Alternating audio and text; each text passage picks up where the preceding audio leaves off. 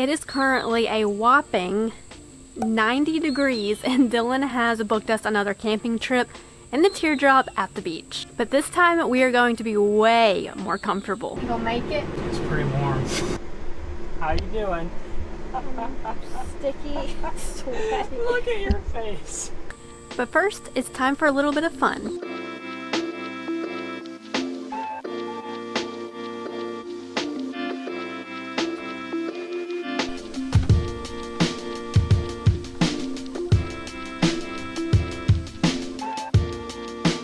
This is why we're gonna be so comfortable tonight. We'll have to show you when we get to camp what it is.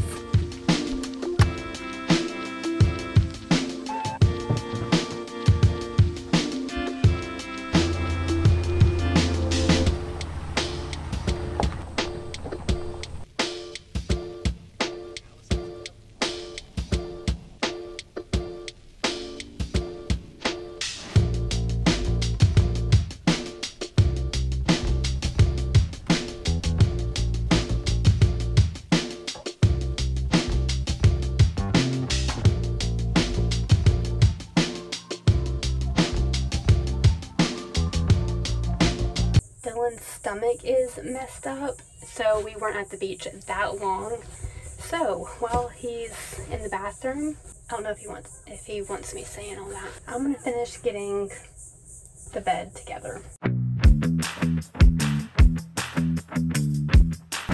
Luna, hey baby, what you doing? Are you giggies? Is it fun? Are giggies? Is it so fun?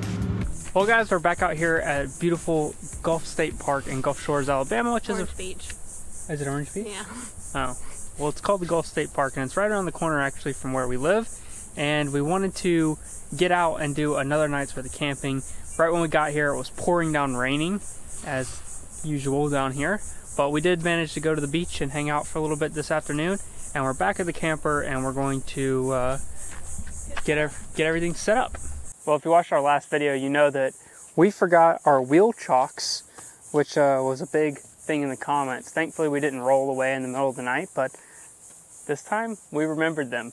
We brought them. We also brought an extension cord because last time we didn't get to try like plugging into shore power, so let's do that first.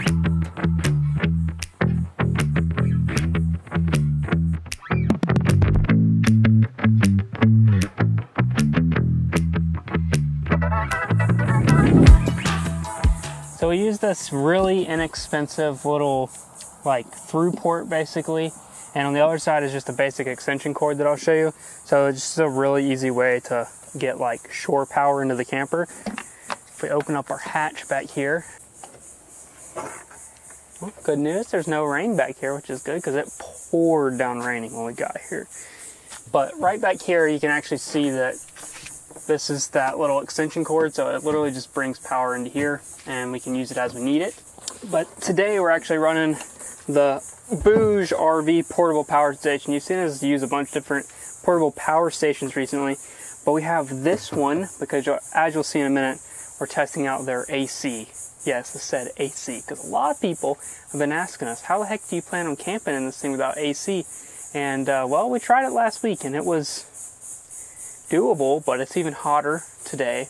And yeah, you're right, it would be very nice to have AC. So we're going to be trying that out in a minute. But to hook this up, it's very, very simple. For the camper's onboard lighting, it's just as simple as plugging in this little 12-volt plug there, powering on the power station, and then powering on the DC output. And just like that, we have power to the camper. Now for exterior power, we can plug in this AC port, and that goes right out here to this port out here, where if we had something to plug in outside, we could. And then these two, recent addition here actually, y'all haven't seen this, but we now have two of these receptacles, one on the inside and one up here on the countertop, so we're no longer having our power cables come up over the countertop, which was really awkward. And then this is the power brick to charge this portable power station, so all we have to do is simply plug it in right over here. And now we have shore power to make sure that we keep our battery charged all night as we try out this portable air conditioning unit. All right guys, so here it is. This is the BougeRV portable air conditioning unit. They sent it over for us to try out, and I am very excited to try it out because if this works, it will mean that Molly and I can do some camping during the extremely hot summers and high humidity that we have down here in the southern part of the US. So if this works, this is going to open up the doors to basically an entirely new season of camping for us, because as you saw in the last video, camping in high humidity and heat in a teardrop like this is not that fun. And if this works, I'm interested to try it out in a tent as well, because apparently these can work really well in tents, which is super cool. So let's check this out in a bit further detail and then we'll give it a try. So what exactly is this thing? Well, it is a legitimate air conditioning unit, fit with a thermostat and everything. It has a Panasonic compressor built in. It's rated for 2,899 BTUs, so it's very small. It's about half the BTUs of like a small window unit, but it comes in a very small form factor that's also very lightweight. It also can be ran off of 24 volt DC or AC power using their power brick that is supplied with it. Now that opens up a lot of doors because apparently this thing is super energy efficient. We're going to find out a little later how energy efficient, but with that said, it means that you can run it off of small portable power stations like what we have in the Teardrop, which is really great because a lot of the other alternatives, like even a window unit, oftentimes have too hard and high of a peak starting load for a lot of power stations, and they're incredibly energy inefficient, and so unless you're plugged into shore power, they're practically useless. So we'll see how energy efficient it is, but they claim to be very, very energy efficient. Now with that 2,899 BTU rating, they also give it a rating to basically cool around 50 square feet. Not really sure if that means in a tent or a well-insulated space. They don't really specify, but this is marketed as being really good in using in a tent, so that's also something that I'd like to try out in the future. We have a decent amount of insulation in the Teardrop, but I just opened up the doors. It's been sitting out here in the sun and it is roasting inside of there, so it's definitely going to be put to the test as it's similar square footage, and yeah, we'll see. It's gonna be a good test for it. Up here on the top, we have our thermostat as well as the fan mode settings. There's also a rapid mode, which will quickly cool things off, but at the expense of energy. So if you're on battery power, you may not want to use that mode. And then you'll also notice that on the back side, you have the DC input. Again, it's 24 volts. So if you're gonna use this with a 12 volt system, you have to step that 12 volts up to 24 volts, which apparently is really easy to do with a simple converter and very inexpensive. However, we're going to be using 120 and the supplied power brick that comes with it to power this unit. However, the numbers that you'll see that we get later on will be less energy efficient than they could be if you're using this in a 24 volt configuration and not having to convert 12 volts to 120 volts and then convert that to 24 volts. So like it's pretty intensive the way we're using it today. Now also you will notice that there are 4 ports on this thing, and there's actually a 5th smaller port on the other side as well, but the 4 main ports here are really important to keep in mind, and it's important that you use them in the correct orientation or else you will not be getting cooled off at all. So here on the front side we have the air intake and the cool air exhaust. So this intake is what is going to be inside the cabin of the Teardrop with us, or like for instance inside of your tent. It's circulating air that should already be somewhat conditioned, and then it's going to be exhausting air that has been cooled off. Then on the other side we have an air intake, which would be exterior hot air, and as well as a hot air exhaust. So on one side you have everything that should be on the exterior of what you're cooling off, and on the other side you have everything that should be on the interior. And it's important to keep those configurations correct so that you're not just like recycling cold air and pumping hot air right back into the space. So I'll show you how we're going to set that up in a little bit, but that's the basic rundown of this unit, and I'm excited to see what this thing can do. Now this unit actually comes with 3 of these really flexible hoses with these nice twist-on connectors, as well as these vent grates that allow you to be able to do basically whatever you want with it. But the first thing I wanted to try out was a use case that I thought was a pretty interesting one that I see a lot of people using this for, and that is basically more of like a personal AC unit. So let's say you're out here having a meal on this picnic table and you just want some cool air blowing across you. Maybe it's pretty hot, stale air outside and a fan just isn't enough. Perhaps you could have one of these pointing right at you and you could be sitting out here and enjoying a meal in comfort. So I'm only going to use just one of these that I can use to direct the cold air at me, because we're in a situation where we're not trying to get air out of a space. I don't really need to use the other ones, but I am going to connect this condensation drain line just to make sure that the condensate that would form in here does actually drain out. So we'll connect that. I'm not sure if it's really necessary in this use case, but why not?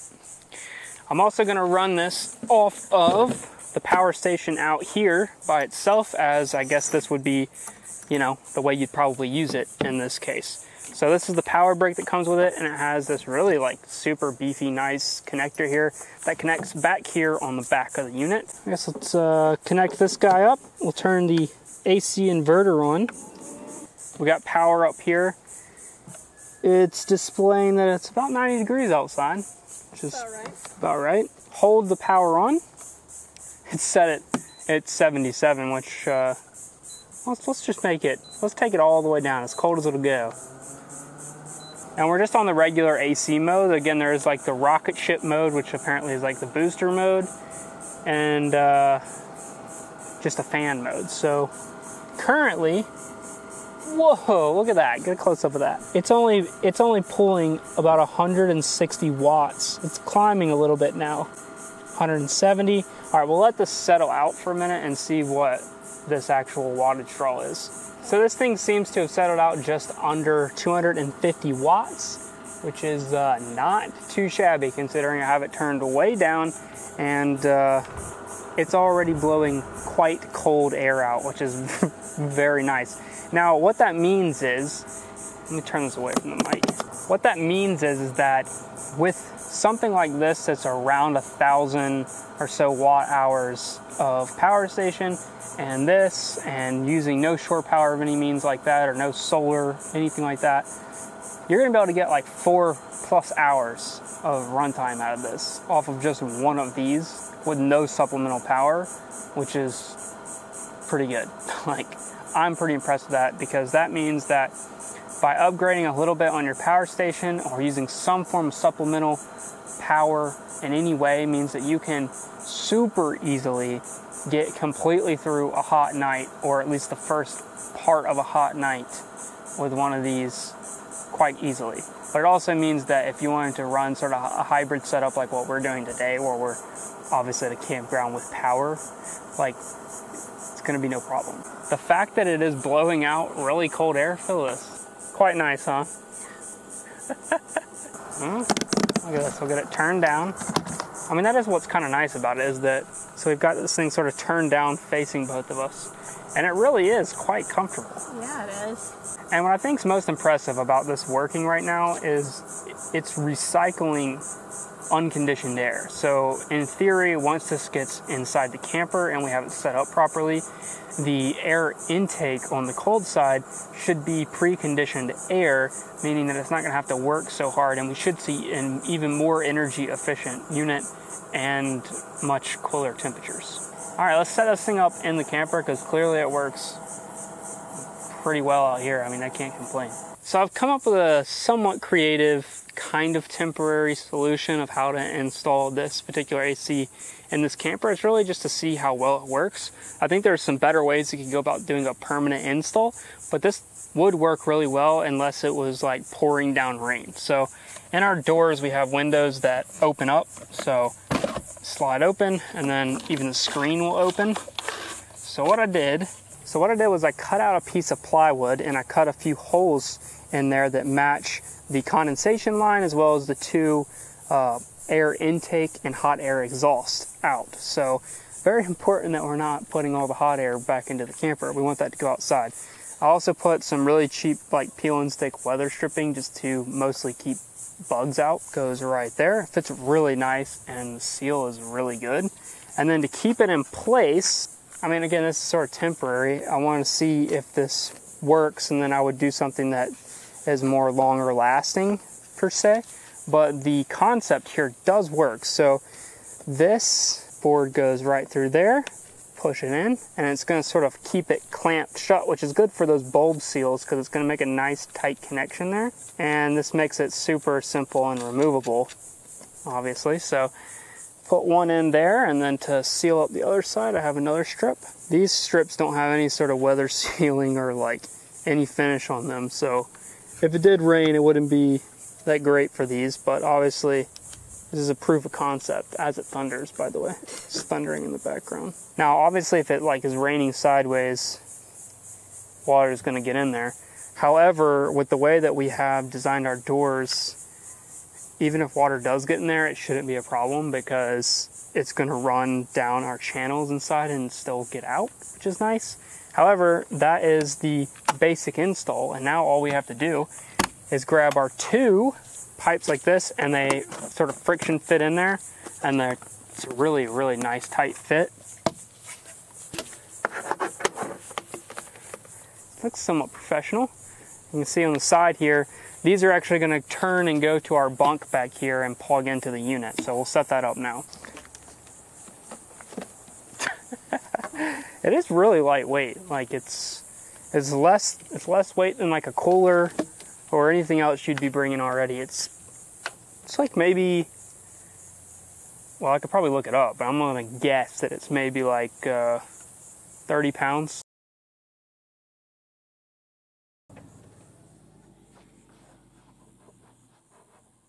So as you can see, I have it set up on some blocks here, and there's obviously some more elegant ways we could go about doing this if we were gonna do this on a regular basis. But I had to do that because this bunk doesn't have a mattress installed in it. And if we didn't, then this condensation drain line would have to go up and over this. And I don't think that the condensation would actually do that. And we don't really want to be like having water dripping out. So condensation line goes out first, goes underneath these guys. Super simple. Now these guys go on here and they lock into place, which is really nice. And just like that, it's basically installed. Now, we might want to put this one on there so that we get the air pointing towards us.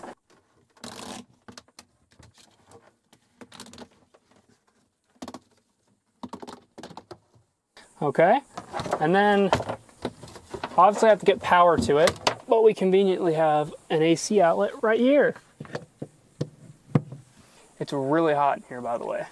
Like, it's like at least 10 degrees hotter in here right now than it is outside without any of the fans on and having sat in the sun for a while closed up. So let's plug this thing in, let's get it cranked up, and let's see what we can do in a short period of time, hopefully. Now I'm going to plug this into this power station for the time being, but I'm also not going to lie to you guys. Later on, I'm going to switch this power cord to just the shore power and not charge the battery overnight, because I don't want to do like a large discharge and recharge for absolutely no reason. I'm not like, we have power here, so like, yeah, I'm going to switch it over, but for now I want to see what the AC draw is in there and see how things go, because that's the way a lot of you guys are going to use it. But I did want to be upfront, you know, not be like, yeah, I ran it off my battery when my battery was also plugged in. Well, you know, it's interesting. The input is almost identical on this power block to what the output is. So yeah, with this it should work really well as far as keeping up. All right, let's power her on, turn her down.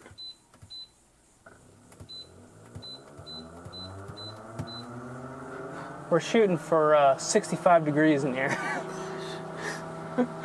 That's probably a little ambitious. Freeze us out. We're gonna max this thing out, so we'll get the best chance.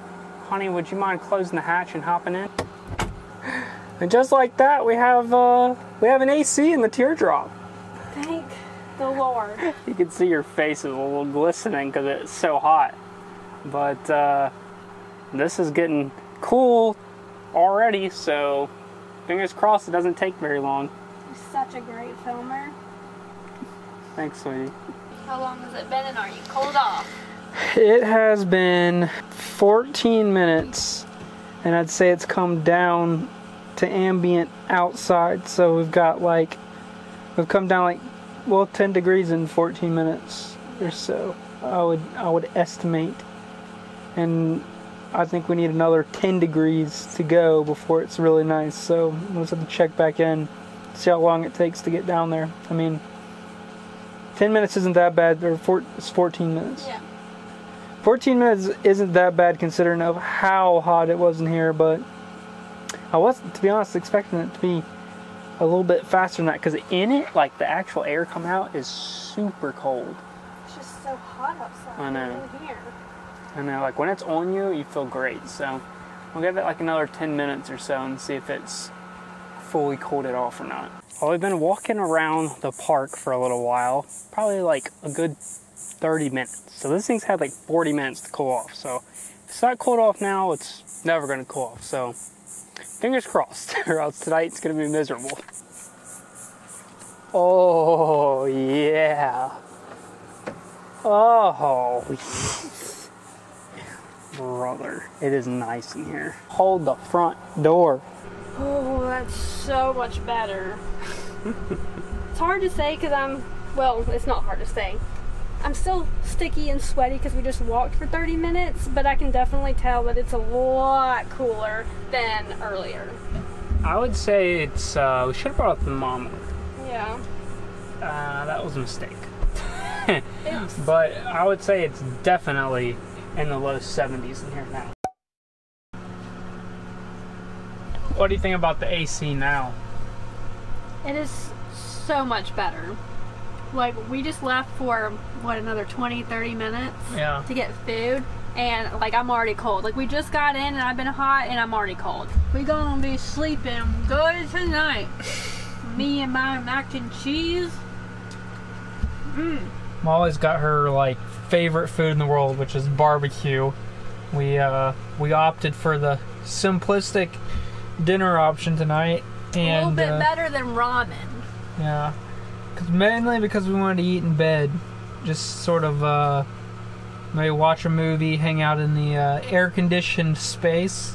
That sounds crazy. It's pretty nice. This is luxury for us. This is how you camp. I don't know what all these other people are doing in their big fifth wheels and 40-foot. I don't even know what I'm talking about. Friggin' campers. This is it. Checking to see if anyone heard you. No, I was just saying if I could figure out what I'm talking about.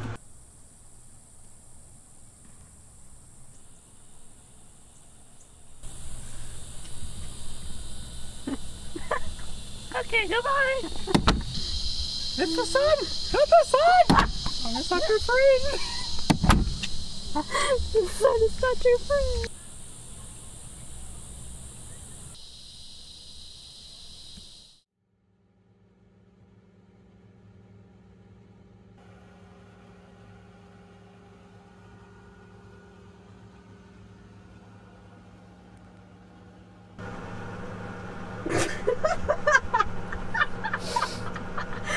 Oh. Good morning, good morning.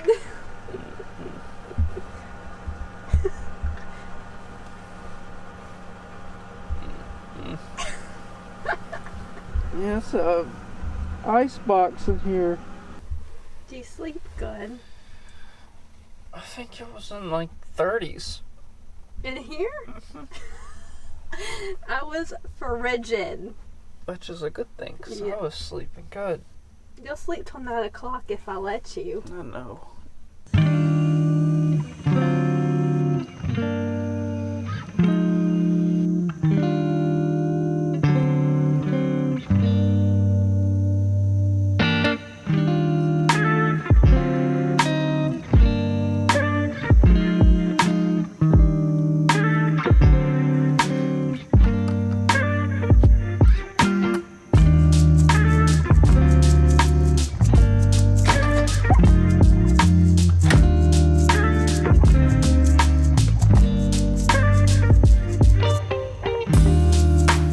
guys, we made it back home. I got the unit sitting up here on the workbench, and because this is a review video and they provided this to us as a free sample, I wanted to make sure that I ended this video with a concise overall thoughts of it, because this is our first impressions of checking out this unit and using it for one night in our Teardrop camper. So question number one, I'm sure many of you are asking, how much does something like this cost? Well, currently right now, they have this available on their website for about $1,000, which is expensive. But when you start looking at some of the alternatives and things that are already on the market, it starts to look a little bit better. Because if you look around and try to find a rooftop AC, which is what most RVs have, and they aren't able to be ran off of 12 volts, those are the same price or more, and they're not at all portable, and they're also extremely difficult to run off of batteries. Now, if you look at a rooftop alternative of this in a 12 volt, well, those get real expensive real fast. And then there's a handful of other ones that are on the market that are similar to this, that are of a similar price or higher. And if you look at something like a window unit, you know, something like a 5,000 BTU window unit, you're talking about a couple $100 versus $1,000. However, again, that can't really be ran off of batteries very easily, and it consumes a lot of power. Because this is such a niche product, I'm actually okay with the price because it is competitive within its industry, and obviously there isn't a massive market for it, so you can't expect them to be able to have the prices super low. So I would say that the price for this thing is fair. Now, if you're shopping around for something like this, there are two other factors that I think are going to be really important to most people. The first one is power consumption, and the second one is how loud it is, because that is a huge part of using one of these. Is it going to be so loud that it's annoying to have around you? So let's start with power consumption. During our testing, the average power consumption was around 250 watts while plugged in using their 110 AC sort of setup for this. Obviously, I think you could get less power usage, so more efficiency, with using their 24 volt system. Now, our peak usage when I put it in the rocket ship type mode was about 280 watts, so it really wasn't that much more than the standard mode. So that's basically what you can expect out of something like this if you plan on using it with a battery system, about 250 watts or so. Now, they have this unit listed as being 45 decibels, which I think, even though I didn't have a decibel meter, is probably pretty accurate for middle settings. I do think that's slightly higher than that on the highest settings, but that's to be expected. Although it is not any louder than our rooftop vent fan that we had. So it's pretty impressive at how quiet it is, and I don't see the noise at all being an issue for the majority of people. So would I recommend you picking up one of these? Well, that is a tough answer because I think it depends on whether or not you value something like this. For Molly and I, where we live, this is pretty much a game changer because it allows us to literally camp for like 3 to 4 months more out of the year and be comfortable doing it. And that's a pretty big value. Considering how much stuff just costs in general for camping and all of our hobbies, this isn't a terribly priced item for a significant amount of comfort increase. However, if you live in an area where it's going to be cold at night anyway, maybe you would suffer through the day without it. But I do see for a lot of people out there this being really worth it. Now, as far as form factor and everything else goes, these are just sort of my final thoughts. It is slightly longer than you might think, but it's still very narrow and still very lightweight. So it is actually about the same length as a window unit. So you will need to look at their website and look at the dimensions and make sure it's going to fit in the way that you want to use it. But other than that, it did what it was supposed to do, and it did it really well. And I think it did it at a competitive price, albeit $1,000 is still a lot of money. So, yeah, I recommend it. If you guys are interested, we'll leave links in the description below. And I would like to thank BougeRV for sending us this because it really is going to open up a lot more months out of the year for Molly and I to be able to actually go camping, which is always a good thing. As always, guys, feel free to leave a comment down below if you have any questions at all. I'll be sure to get back to you as soon as I can. And hopefully you guys enjoyed this. If you did, give us a like on the video. I know it's a little bit different of a video, but we had a lot of fun making this video, and I think that this is a really cool product that a lot of people don't know about, and hopefully you found it insightful or at least helpful if you were considering getting one.